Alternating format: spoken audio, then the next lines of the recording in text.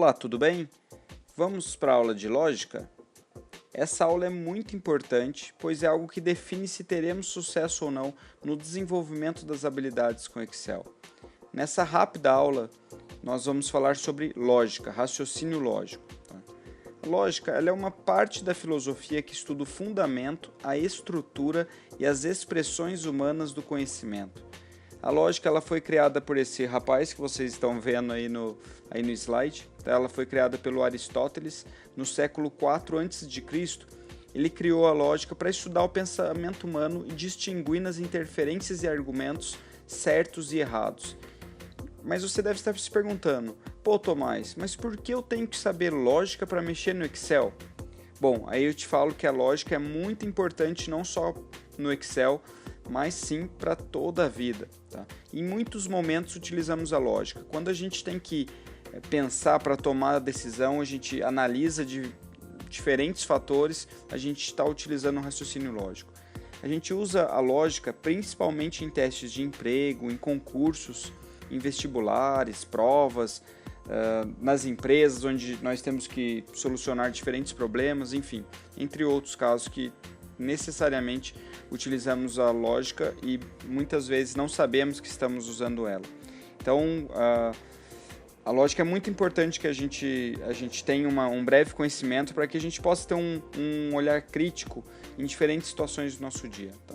Diante disso, pessoal, vamos ter uma breve introdução à lógica nessa aula, mas é muito importante que pratique os exercícios de lógica, que eu vou deixar aqui embaixo para vocês, pois será extremamente relevante para utilizar com sucesso as fórmulas que vocês aprenderão nas próximas aulas, tudo bem?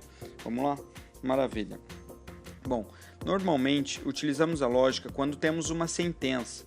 Normalmente é uma condição, ou uma hipótese, ou algo que a gente queira validar, tá? E temos valores distintos, caso essa afirmação seja verdadeira ou seja falsa. Vamos ver aqui o primeiro exemplo. Tá? Nesse primeiro exemplo, imagina que temos a informação da nota de um aluno e queremos saber se esse aluno foi aprovado ou reprovado. Tá? Então imagina que a média dessa escola é 7. Então acima disso, 7 ou maior que isso, o aluno é aprovado e abaixo disso, esse mesmo aluno ele é reprovado. Então vamos fazer o exercício? Ótimo. Então vamos supor que no exercício fale que o aluno tirou nota 6.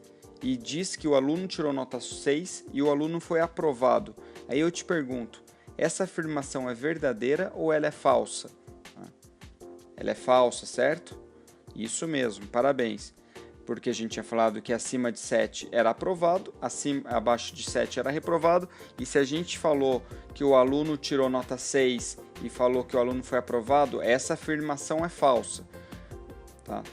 E com isso a gente acabou de resolver um exercício de lógica. Quanto à lógica ainda, a condição mais usada no Excel é a C, é na fórmula C. Tá? Então, por exemplo, sempre que a gente vai ver mais para frente, mas quando a gente utiliza a fórmula C, a gente tem uma sentença, uma afirmação ali dentro, que a gente vai validar ela para ver se a informação, se aquela sentença, se ela é verdadeira ou se ela é falsa. Então a gente pode falar que a gente utiliza a lógica quando a gente faz perguntas e a gente tem respostas se aquela pergunta ou aquela afirmação, se ela é verdadeira ou se ela é falsa. Tá? E aí quando eu estou falando que a gente utiliza ela dentro da função C, muitas vezes a gente utiliza apenas uma sentença, uma afirmação dentro dela para a gente fazer essa fórmula C, mas muitas vezes a gente pode utilizar mais de uma condição dentro dessa mesma fórmula. E para isso a lógica é muito importante para a gente estruturar a solução desse problema, a gente estruturar o problema. Então vamos para o segundo exemplo aqui. Nesse segundo exemplo, imagina que nós temos que falar se o aluno, a gente tem que falar se ele foi aprovado ou reprovado, mas a gente tem que falar se ele ficou abaixo da média, se ele ficou na média ou acima da média. Tá? Onde abaixo quer dizer menor que 7, na média é 7 e acima da média é maior que 7. Tá? Como que fazemos isso em lógica? Pensa que a lógica sempre fazemos uma pergunta que tem dois caminhos, onde um caminho é o verdadeiro e outro caminho é o falso. E aí a gente tem que estruturar, mapear esse problema, pois a gente pode ter que fazer mais de uma pergunta com base nessa resposta que foi feita, né? Por exemplo, aqui nessa situação que a gente está vendo aqui, a gente observa que a gente tem 3 possibilidades, tá? A gente observa que se o aluno tirar uma nota acima de 7, ele foi aprovado, igual a 7, se ele foi aprovado, não. Se ele tirou abaixo de 7, né? Se ele teve uma nota menor que 7, ele está abaixo da média. Se ele tirou igual a 7, ele está na média. E acima de 7, acima da média, como a gente já falou agora há pouco. Bom, então vamos ver esse exemplo, como que a gente estruturou isso, como que a gente utilizou a lógica para estruturar essa condição para retornar para a gente se ele está abaixo, na média ou acima da média. Bom, então a gente tem aqui a caixinha do slide, a nota da prova do aluno, e a gente tem que fazer a primeira pergunta. Eu recomendo que a gente faça a pergunta, a gente tem que fazer a pergunta sempre por um extremo, tá? Então pensa que a gente tem, se fosse uma escala, a gente teria 3 níveis, abaixo de 7, igual a 7 e acima de 7, certo?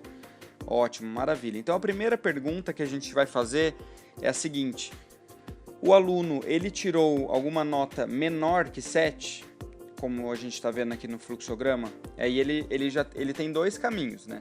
Se a resposta for verdadeira, ele vai para o sim, a resposta final acabou o exercício, abaixo da média nota.